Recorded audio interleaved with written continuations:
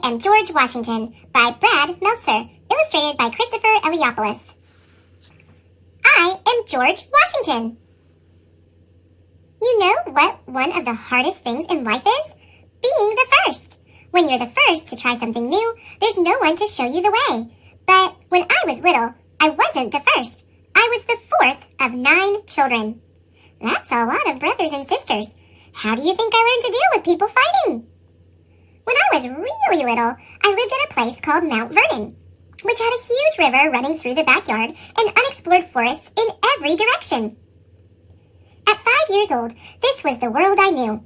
If you wanted to explore the forest, you had to be the first one to go inside. Think you're brave enough to go in there, George? Not yet, but soon. People will tell you that I was a perfect boy. They'll say I didn't tell a lie after I chopped down a cherry tree, but that cherry tree story isn't true.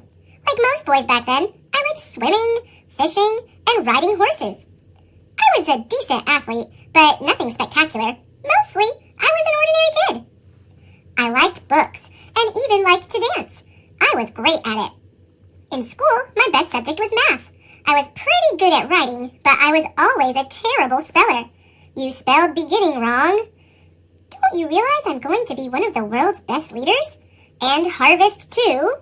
I believe that almost as much as I believe you're a great dancer. But remember when I said that it's hard to be the first? It's easier when there's someone showing you how it's done. This is my brother Lawrence. He was 14 years older than me. No one had a bigger impact on my life. I loved hearing the stories of his adventures. Thanks to my brother, I knew I wanted to serve in the military. What are you wearing? My military uniform, so I can fight for our country. You like it? It's amazing! Soon, though, I saw how uncertain life could be. When I was 11, my dad died. We couldn't afford proper schooling, so my brothers had to teach me at home. I didn't go to high school or college, but I was committed to learning and building myself. You spelled it wrong, then I'll do it again. As a boy, I copied all the rules from a book of virtues. There were 110 in all. Number 11, don't gnaw your nails. Number 12, don't stand too close to people when talking or you'll spit on them. Number 100, don't use a fork or knife to clean your teeth. Instead, use a toothpick. The most important was the first one. Every action done in company ought to be done with some sign of respect. I guess that one covers spitting on people too. When I turned 15, my mother told me I needed to get a job. Since I was good at math and precision, I became a surveyor, someone who explores large areas of land to find their boundaries. At 16, I went with a wealthy family called the Fairfaxes to survey the Blue Ridge Mountains and the Shenandoah Valley. There were no roads. The rain was fierce, and one night the straw mat I was sleeping on caught fire. The next night was even harder, but we kept going. Don't give up. There was something special in treading a new path, something beautiful in doing what no one had ever done before. Just being around the Fairfaxes changed my life. They helped me get work. I observed how they lived, how they dressed, and how they ate. I even learned how to properly... He really does like to dance. Dance? That wasn't a joke. I was a great dancer. At the Fairfaxes, I ate with fine silver and beautiful china. At home, I ate with sticks at a fire. It was as if I was living in 2 worlds, but to me, both were equally important. You know, you can eat with the rich folks every night. Yes, I know. When I got older, I joined the military. In my first big battle, I was on the British side, fighting against the French and Native Americans. I was nearly shot 4 times. 4 musket balls ripped through my clothing, but nothing could stop me. While others were screaming, I raced across the battlefield, keeping people calm. We lost the battle, but I became the commander of all of Virginia's fighting forces. At the age of 23, I ran for office to be a member of the House of the Virginia Legislature. I lost. That's right, I lost. Next time, I'll be better organized. It didn't stop me. I tried again, and this time I won. In fact, I won re-election every time after that. But the world as I knew it was about to change. Remember when I was growing up, the United States didn't exist yet.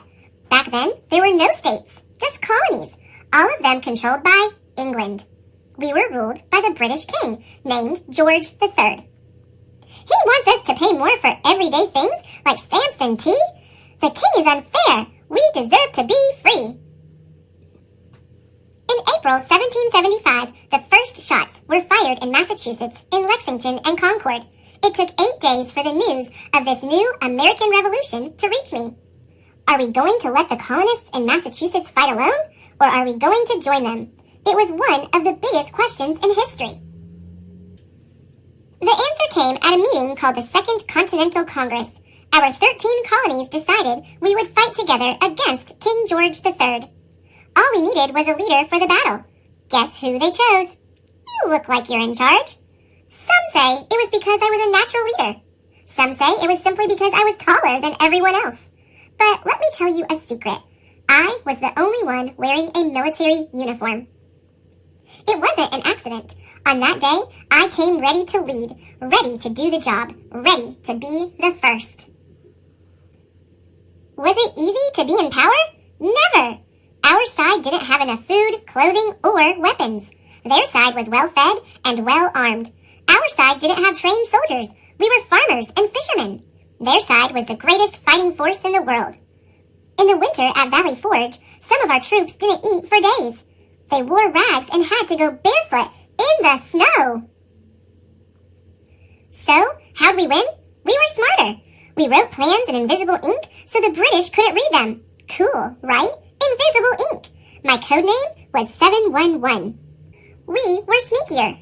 But most important, we wouldn't give in. We launched surprise raids like this one, where we crossed the Delaware River.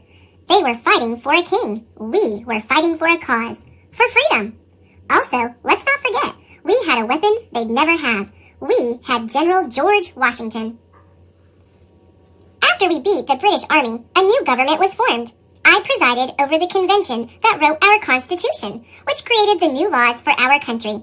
The brand new United States of America was free to explore its own future.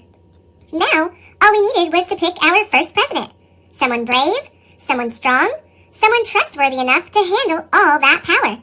Again, guess who they chose? You know, you're so popular, you could have made yourself King of America. Yes, I know.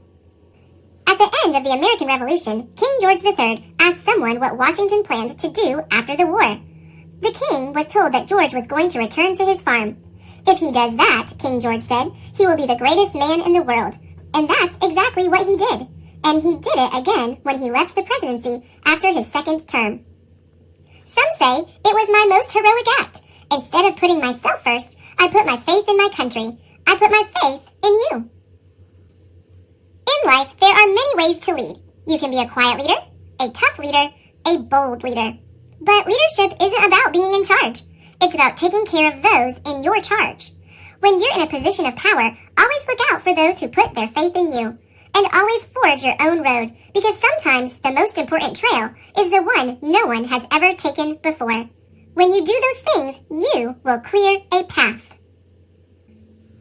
that will lead the way for others. Every year, we still celebrate his birthday. President's Day is a national holiday. He's got the only state named after a president. He was even on one of the country's first postage stamps. People think he wore a wig, but he never did. He powdered his hair white, which was the style back then. I just like that he wore fake teeth. They weren't made of wood, though. They were ivory. Gross! You can see them at Mount Vernon. Leadership doesn't come from charisma or personality. It comes from courage. The courage to do what's right. The courage to serve others. The courage to go first. I am George Washington. Today, they call me the father of our country. I have the courage to do what no one's done before.